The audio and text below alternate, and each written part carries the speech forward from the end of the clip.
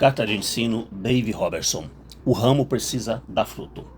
Querido amigo, você já observou que, embora tenhamos recebido uma nova natureza quando nascemos de novo, as recompensas variam em níveis? Você pode achar a razão disso dando uma olhada ali em Romanos no capítulo 5. Romanos capítulo 5, versículo 16 diz assim: O dom, entretanto, não é como no caso em que somente um pecou, porque o julgamento derivou de uma só ofensa para a condenação, mas a graça transcorre de muitas ofensas para a justificação. Então veja bem, Paulo está dizendo aqui que por causa da ofensa de um só homem, Adão, você, eu e todos os outros seres humanos que já viveram, todos nós nascemos espiritualmente mortos. Ainda por causa da graça de Deus, toda a multidão de ofensa cometida desde Adão até Cristo foi também justificada em um só homem, Jesus Cristo, o homem. Paulo continua dizendo mais sobre isso ali no versículo 17, assim: Se pela ofensa de um e por meio de um só reinou a morte, muito mais os que recebem a abundância da graça e o dom da justiça reinarão em vida por meio de um só, a saber, Jesus Cristo. Veja bem, por causa da ofensa de um homem, Adão, o diabo ganhou acesso ao estado de morte espiritual da humanidade. Assim, a morte reinou na raça humana através da natureza do pecado, fazendo com que os Hitlers da vida deste mundo cometessem toda sorte de barbaridades através dos anos. Mas quando Jesus destruiu aquele que tem o poder da morte, ele destruiu aquilo que o diabo segurava sobre a humanidade, dando àqueles que o recebessem uma nova natureza no lugar da velha, através da qual Satanás tinha reinado em suas vidas. Qualquer um que é morto espiritualmente tem a capacidade de se tornar um Hitler, porque as pessoas pecam em níveis diferentes através da natureza com a qual elas nasceram. Mas da mesma maneira que as pessoas se entregam em níveis da natureza do pecado antes de nascer de novo, elas também se entregam em níveis à justiça que Deus deu ao seu povo através da sua graça. Portanto, nós também reinamos da vida em níveis variados, desde o nascimento novo até desfrutarmos da plenitude dos benefícios que Deus tem para nós. Tudo depende do que fazemos com aquilo que temos. A nossa recompensa não é baseada pelo amor de Deus por nós, porque isto não varia. Ela é baseada em nosso amor por Ele. Sim, existe um andar nesta vida no qual você pode reinar a cada passo dado, desfrutando de tudo que Deus tem para você através da abundância da sua graça e do seu dom da justiça. Contudo, a jornada depende em quem guia você, o que você foi ensinado. Você foi ensinado sobre limitações e condenação? Ou que pode abrir as coisas de Deus para que esteja pronto para segui-lo, não importando o que aconteça? Particularmente, eu agradeço a Deus porque eu descobri como alimentar a fome que está dentro de mim. Se eu não tivesse descoberto esta resposta, eu poderia ter dado a minha fome para outra pessoa e, como resultado, ter feito nada além de dar golpes no ar durante toda a minha vida, sem nenhum fruto do meu esforço para mostrar. Muitos anos atrás, quando eu estava muito faminto por Deus, mais do que nunca, eu costumava entrar em um quarto de oração todos os dias para orar em línguas exaustivamente. Eu tinha 3 filhos pequenos e uma mulher esperando por suprimento, mas eu não tinha onde pregar. Então entrei naquele quarto e orei o tempo inteiro, devido a tanta necessidade. Assim foi nesta hora de grande fome que a oração em línguas saciou a minha sede, alimentou a minha fome e me pôs no caminho para chegar até Deus. Agora, a minha única intenção é reinar através do dom da justiça e da sua graça para entrar na plenitude do que Deus falou que seu povo poderia fazer para mudar uma cidade inteira. Deixe-me eu contar a você sobre como um homem que atingiu este estado de fome e se alimentou apesar das grandes adversidades encontradas em sua vida.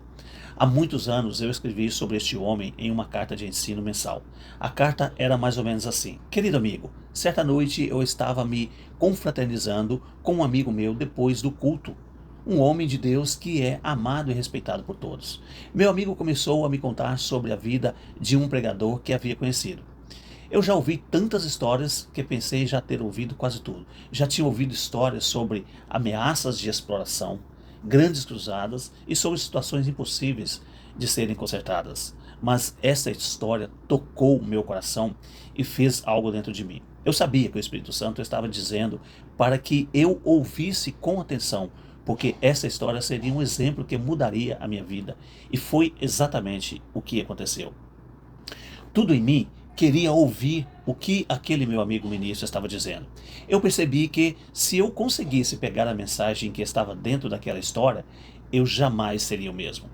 A história era sobre um homem que tinha uma boa família e um ministério bem-sucedido. O seu ministério era muito organizado e eficiente, incluía 75 membros na sua equipe de obreiros. Então, um dia, sua mulher e seus filhos morreram em um acidente de carro.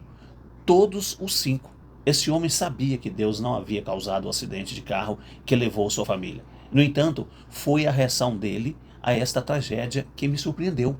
Muitos sobrevivem a uma coisa como esta da melhor maneira que podem. Então, depois de um tempo, se reconstituem e começam a funcionar normalmente. Mas não este homem. Ele imediatamente despediu seus obreiros e passou a pregar para gangues e em universidades por toda parte. Ele desistiu de um ministério bem-sucedido, como assim chamamos tradicionalmente, trocando seu púlpito pelas ruas, sem pensar em sua própria segurança ou se suas necessidades seriam supridas ou não. Daquela hora em diante, este ministro podia ser encontrado pregando em universidades e em casas noturnas, onde gangues de viciados e criminosos costumavam ir. E meu amigo me disse que o que você nunca deveria fazer era dar a entender para este homem que Deus não supriria suas necessidades. Este meu amigo cometeu este erro, uma vez que aquele homem respondeu imediatamente: por favor, não diga isso. Nunca diga isso novamente. Deus sempre proveu e sempre proverá as minhas necessidades. Então, meu amigo disse para este homem: deixe-me fazer outra pergunta. Você sempre conseguiu pagar suas contas desde que saiu da cidade? O homem respondeu: eu sempre pago as minhas contas. Você nunca deixou de pagar alguma conta? Nunca. O homem respondeu: Deus é fiel, ele sempre foi fiel. Então, por favor, nunca diga isto novamente. Por 3 vezes este homem foi machucado tão violentamente que ficou cego.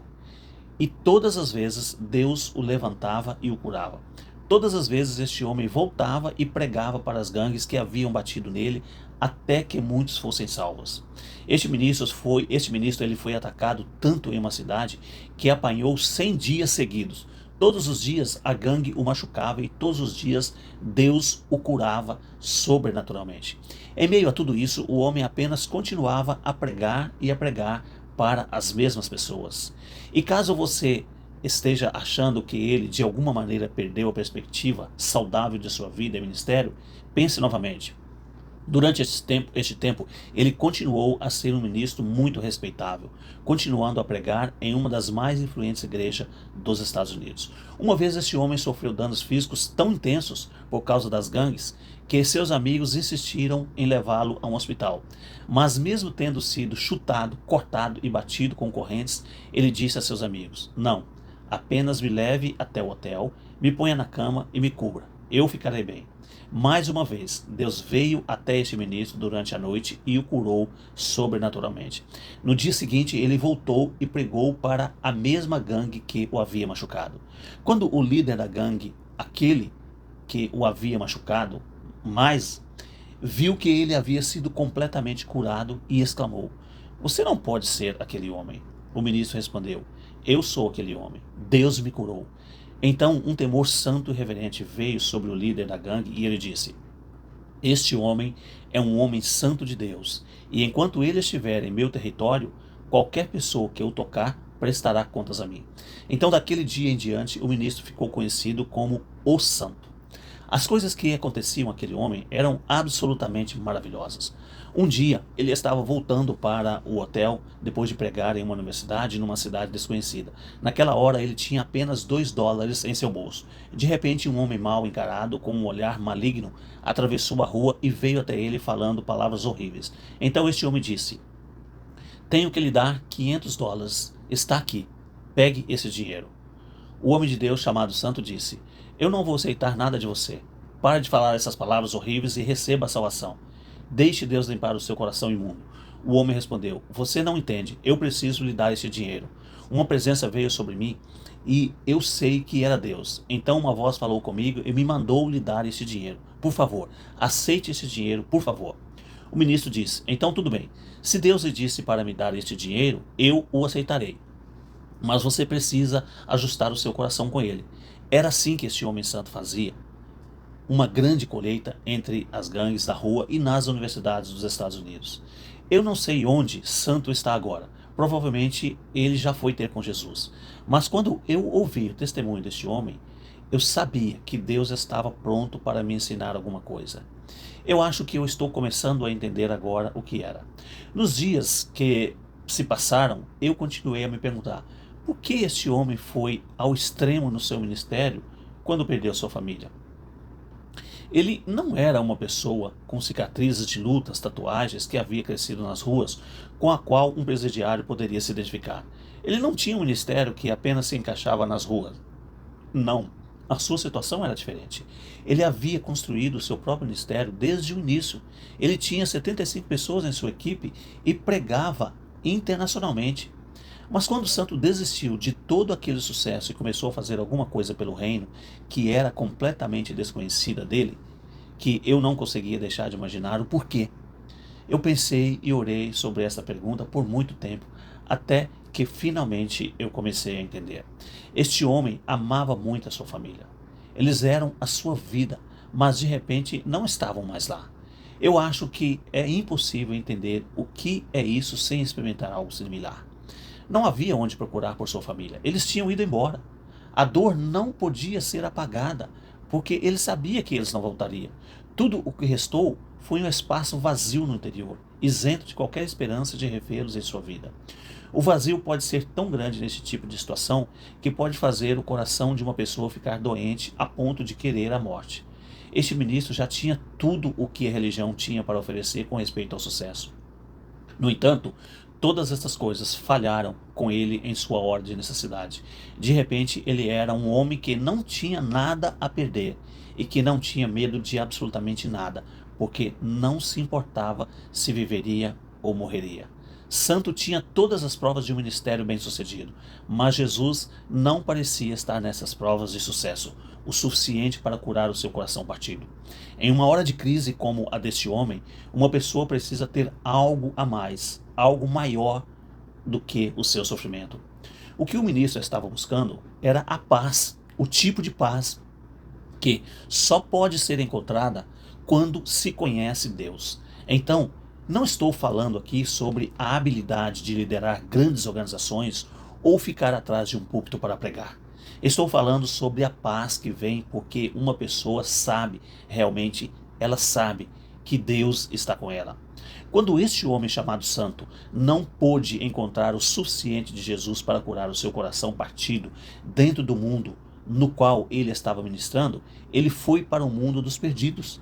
De alguma maneira, ele sentiu que Jesus o seguiria naquele mundo e curaria seus profundos machucados interiores, dos quais ele não podia escapar.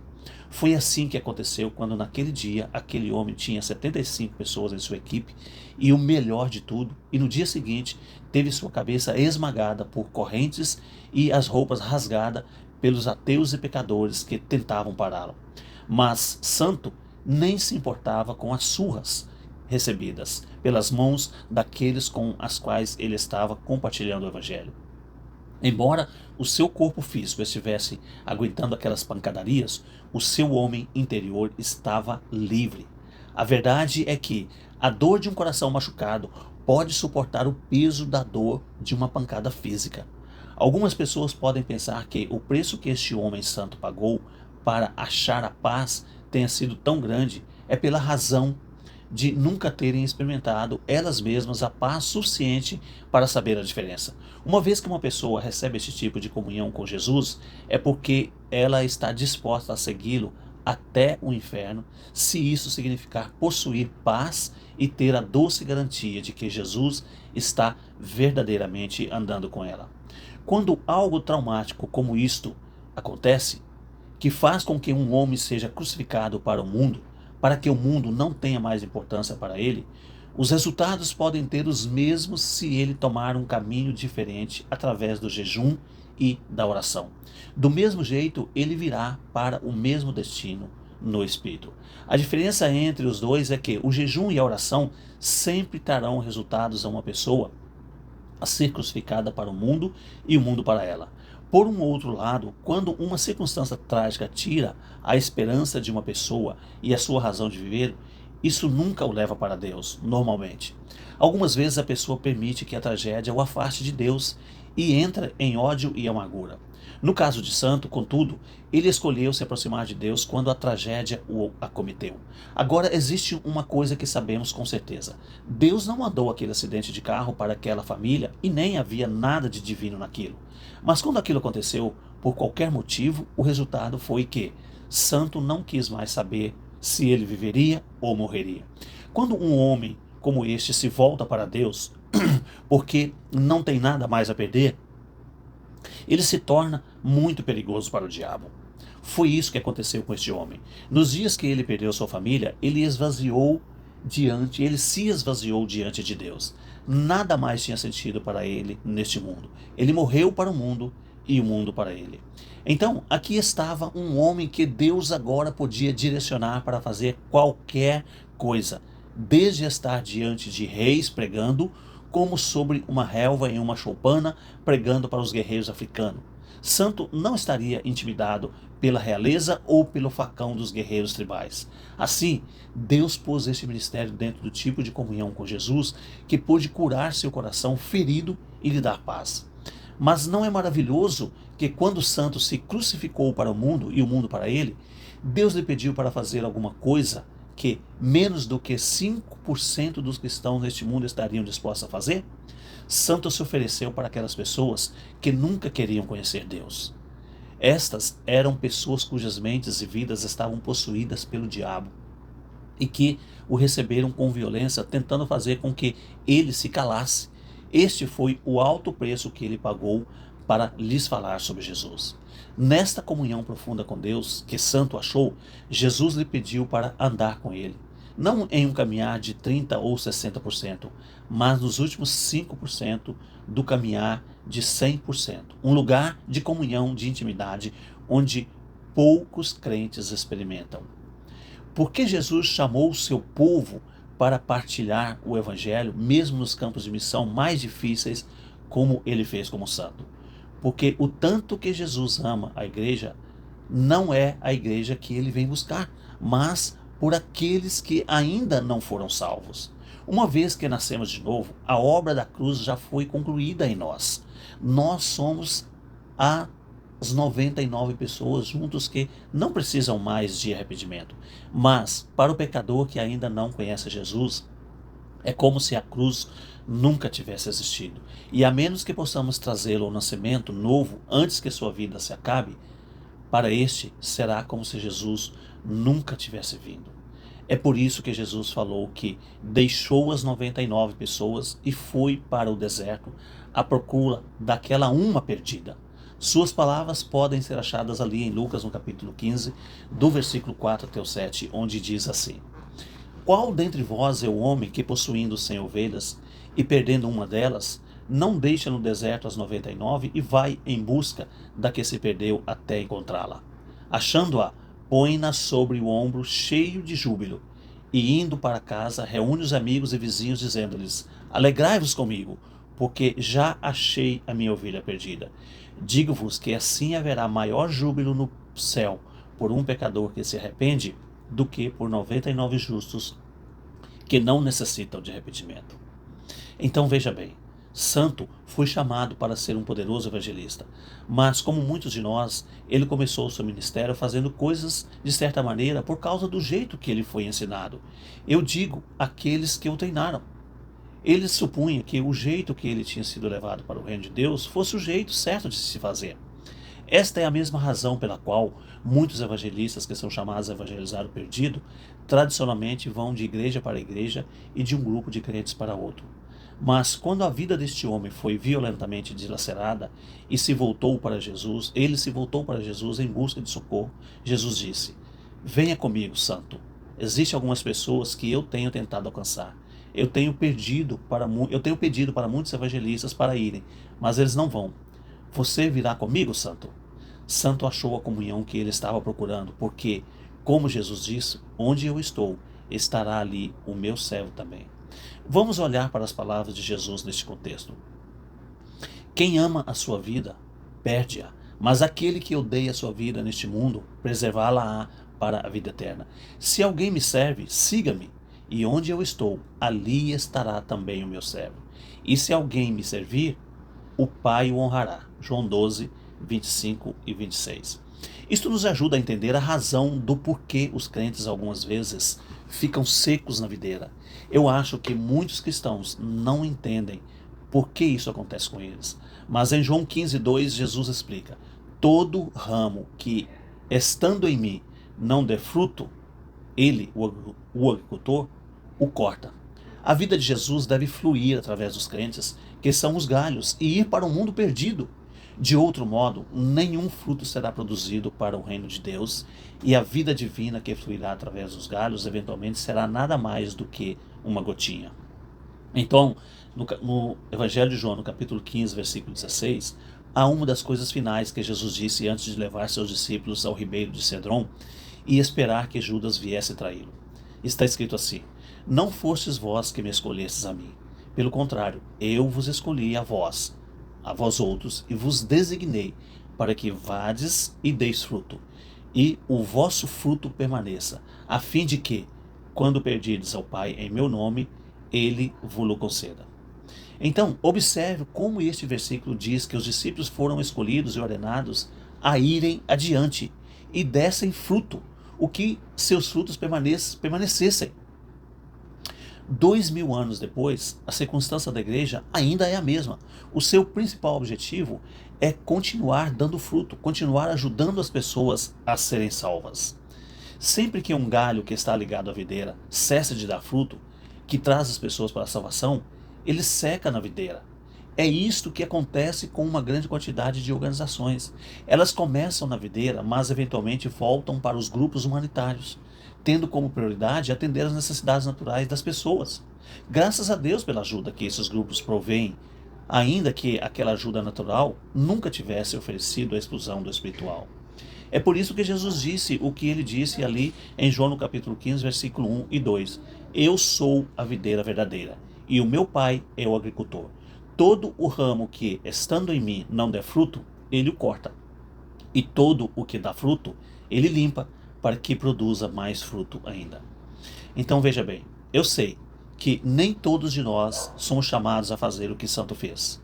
Alguns de nós somos chamados para os ministérios de socorros e governos, outros são chamados para o ministério de oração, que mudam as coisas, e ainda outros são chamados para manusear a palavra com muita habilidade. Mas temos que sempre lembrar que os galhos são parte da videira. A videira pertence ao agricultor. E todos os três são designados a funcionarem em um único objetivo: dar fruto ao salvar as pessoas. Quando o homem chamado Santo lidou com uma situação impossível, ele encontrou paz somente morrendo para o mundo e se entregando totalmente ao chamado de Deus para dar fruto aonde fosse que o Espírito Santo o levasse. A cada dia que se passa, eu estou tendo mais e mais paz por aprender como fazer a mesma coisa. A vida tem se tornado uma grande aventura por eu deixar com Deus toda a situação impossível e ver o que Ele vai fazer. Enquanto isso, eu continuamente me concentro em me achegar mais perto dele, assim como em obedecer ao que ele me pede para fazer. A paz tem me ajudado a entender que, por nós verdadeiramente deixarmos nossos problemas com Deus, nós podemos continuamente viver com uma doce segurança de que Ele irá se mover poderosamente em nosso lugar. Nós podemos não saber como Ele virá para nós, mas podemos descansar com segurança, porque Ele irá fazer alguma coisa. A sua parte é permanecer faminto. A habilidade de Deus para operar em sua vida está toda embutida no potencial da sua nova natureza. Depende de você alimentar a sua fome através da oração e do jejum, através da adoração e através da meditação na palavra de Deus. Será sua escolha levar aquelas circunstâncias impossíveis para Deus ou para fora dele quando elas se levantarem. Isso eu lhe garanto. Na paz permanente da sua presença, você conhecerá, sem dúvida alguma, que você achou as respostas corretas para aquelas duas importantes perguntas. Quem lidera você? O que lhe foi ensinado? E naquele lugar de paz, Deus poderá restaurar você completamente e levá-lo à plenitude do seu papel no seu grande plano para o mundo perdido. Seu amigo e colaborador, Dave Robertson.